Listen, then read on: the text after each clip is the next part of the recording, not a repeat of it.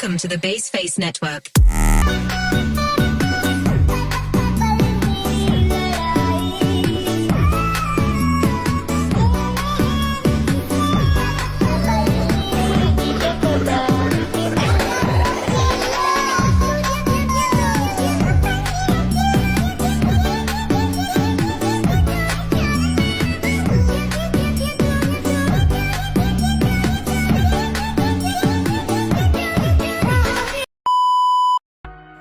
Warga negara yang cerdas. A. Konsep warga negara. Warga negara atau dalam bahasa Inggris disebut citizen, dalam bahasa Yunani yakni civic yang berarti penduduk sipil. Penduduk sipil ini melaksanakan kegiatan demokrasi secara langsung dalam suatu polis atau negara kota. Polis adalah suatu organisasi yang berperan dalam memberikan kehidupan yang lebih baik bagi warga negaranya. Menurut Aristoteles, yang disebut warga negara adalah orang yang secara aktif ikut mengambil bagian dalam kegiatan hidup bernegara, yaitu orang yang bisa berperan sebagai orang yang diperintah dan orang yang bisa berperan sebagai yang memerintah. B. Karakteristik warga negara yang cerdas.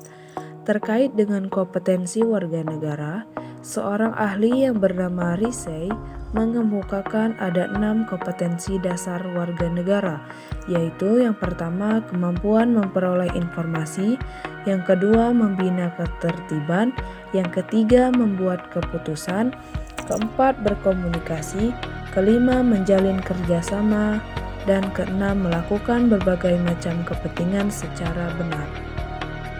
T. Dimensi-dimensi kecerdasan warga negara.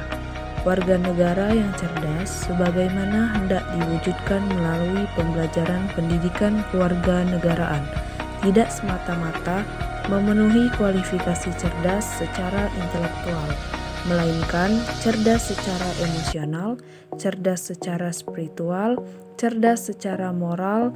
Oleh karena itu penting untuk diusahakan bagaimana memadukan dimensi-dimensi kecerdasan tersebut. Pemahaman tentang potensi-potensi.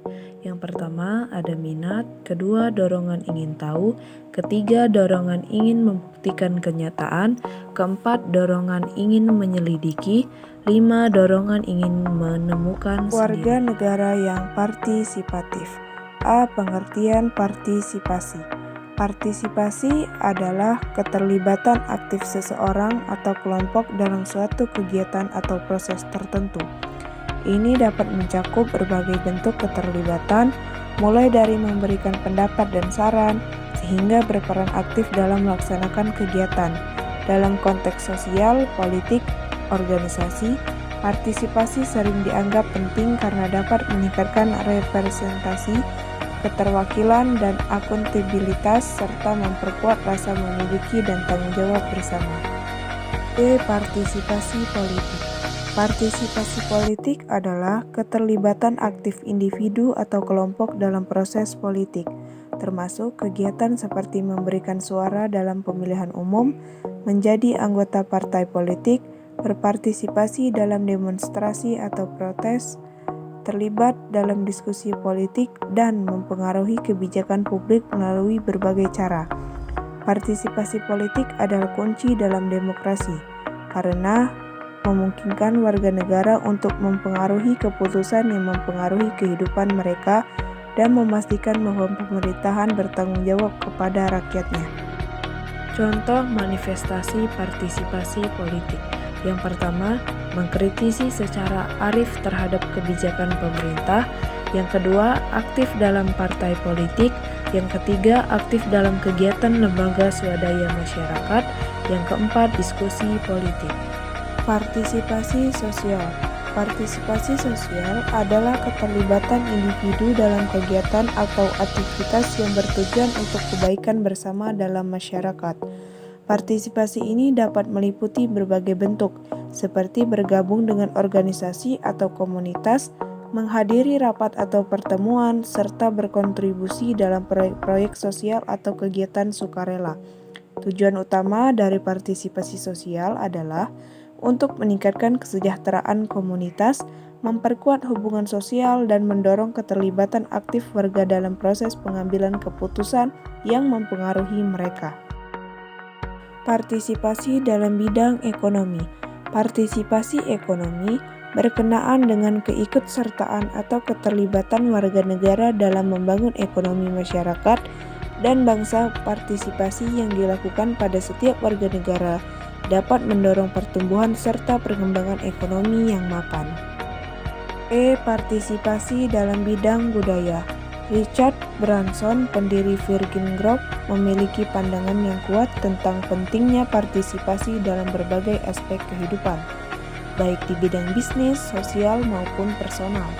Menurut Branson, partisipasi aktif dalam kunci untuk meraih sukses dan mempengaruhi perubahan positif. 1. Penguasaan terhadap pengetahuan dan pemahaman tertentu. 2. Pengembangan intelektual dan partisipatoris. 3. Pengembangan karakter atau sikap mental tertentu. 4. Komitmen yang benar terhadap nilai dan prinsip fundamental demokrasi konstitusional. Warga negara bertanggung jawab.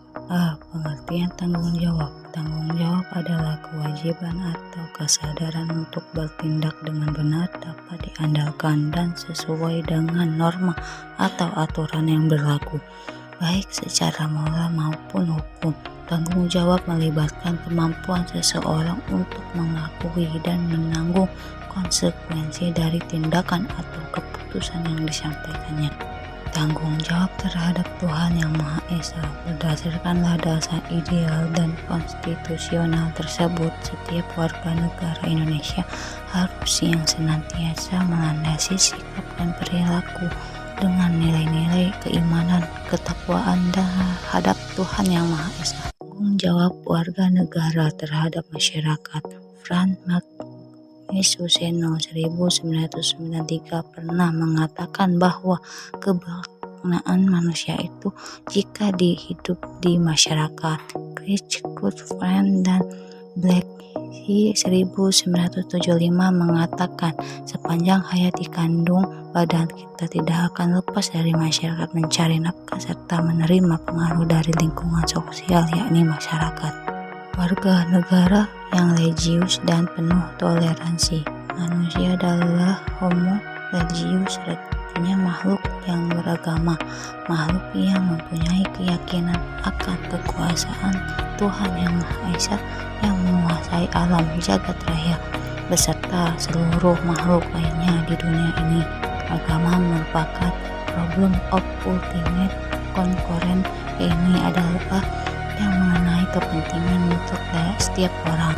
Warga negara yang religius. Pendidikan internasional berfungsi mengembangkan kemampuan dan membentuk watak serta peradaban bangsa yang martabat dalam rangka mencerdaskan kehidupan bangsa, bertujuan untuk berkembangnya potensi peserta didik agar menjadi manusia yang beriman dan bertakwa kepada Tuhan Yang Maha Esa, berakhlak mulia, sehat, berilmu, cakap, kreatif, mandiri, dan menjadi warga negara yang demokratis serta bertanggung jawab.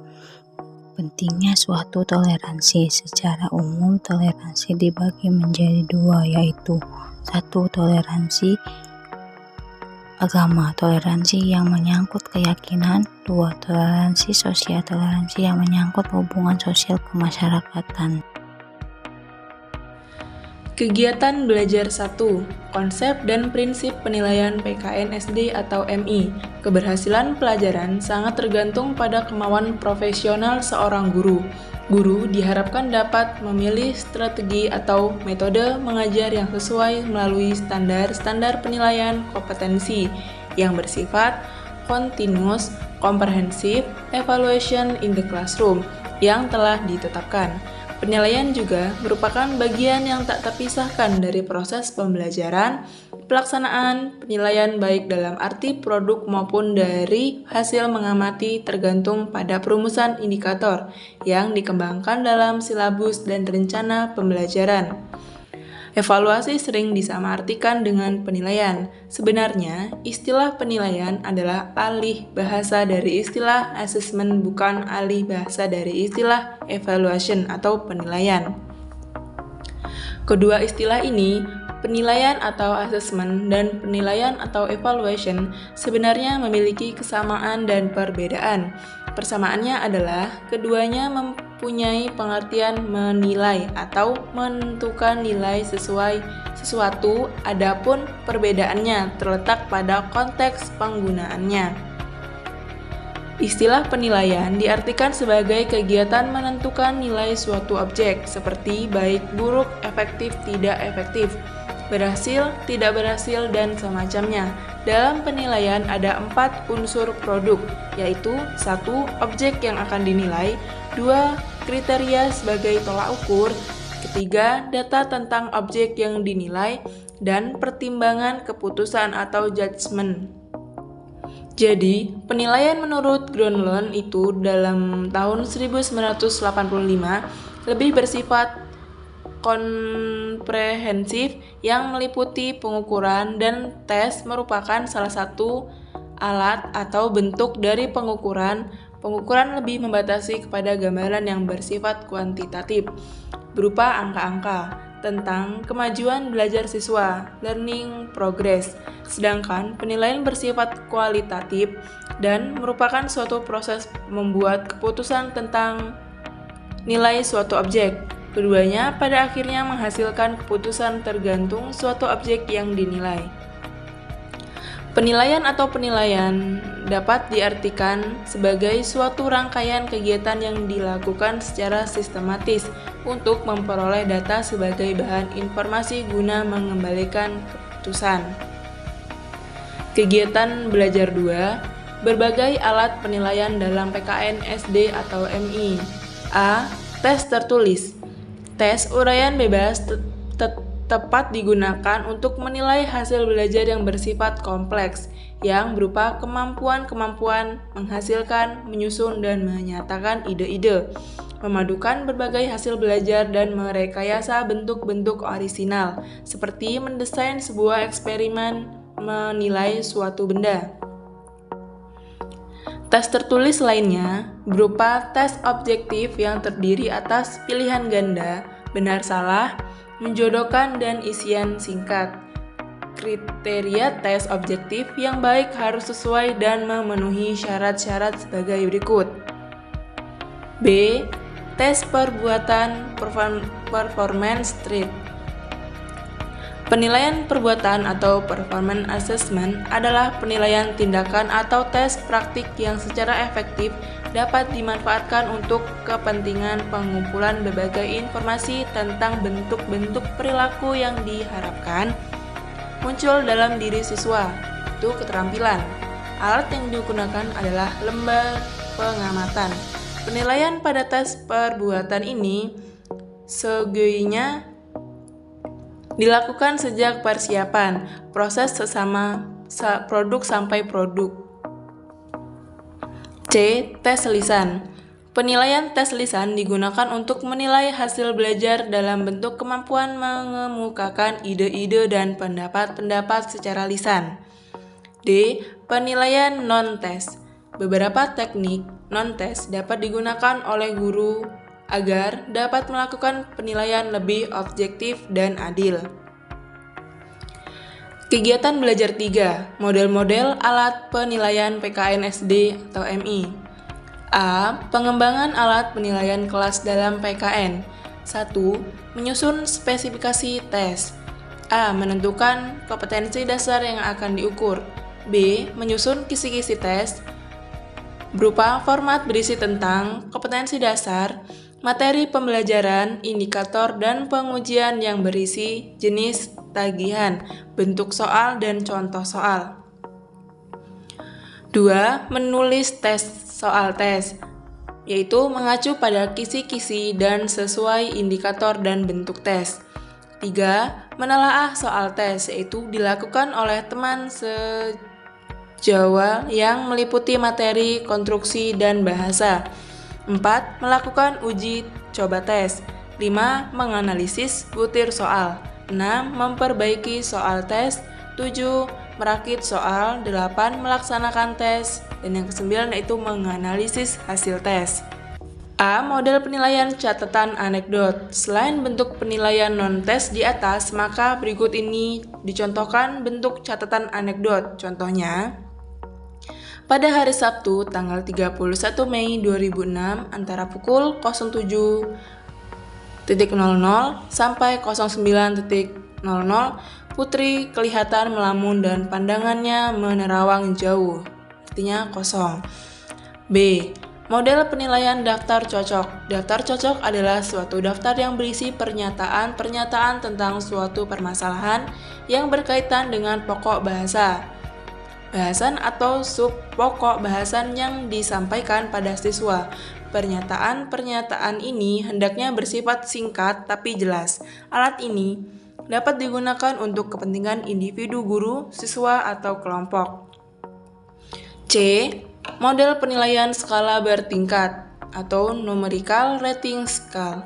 Untuk mengembangkan alat penilaian ini, ada sejumlah kaidah yang harus diperhatikan menurut Asmawi Zainul pada tahun 1993-76 sebagai berikut. 1. Jumlah pertanyaannya atau pernyataan haruslah terbatas. 2. Angka untuk perangkat rating scale haruslah mempunyai arti yang sama. 3. Jumlah kategori angka yang digunakan supaya diusahakan cukup bermakna. 4. Setiap pertanyaan atau pertanyaan hendaklah hanya mengukur satu karakteristik komponen. 5. Sebaiknya pertanyaan atau pernyataan disusun secara urut berdasarkan urutan pelaksanaan Kegiatan belajar prosedur. 4. Kegiatan belajar 4, penggunaan penilaian PKN SD atau MI berbasis portofolio. Penilaian terhadap proses pembelajaran portofolio dilakukan baik terhadap dokumen-dokumen yang dihasilkan siswa maupun terhadap keterampilan siswa dalam menanyakan dokumen-dokumen tersebut. Hasil portofolio perorangan maupun kelompok sering kali didiskusikan, diseminarkan, dan dipamerkan. Portofolio sebagai alat penilaian yang mempunyai kelebihan dan kelemahan. Yang pertama, kelebihan. A. Memungkinkan pendidikan mengakses kemampuan peserta didik untuk membuat, menulis, menghasilkan berbagai tipe tugas akademik, memungkinkan pendidik menilai keterampilan atau percakapan peserta didik. Kelemahannya, A. Memerlukan waktu relatif lama. Pendidikan harus tertekun, sabar, dan terampil. Tidak ada kriteria yang tersebar. B. Model alat penilaian PKN di SD atau MI. 1. Pokok soal yang merupakan permasalahan yang akan ditanyakan kepada siswa harus dirumuskan dengan jelas. 2. Perumusan pokok soal dan alternatif jawaban hendaknya merupakan pernyataan yang diperlukan saja. 3.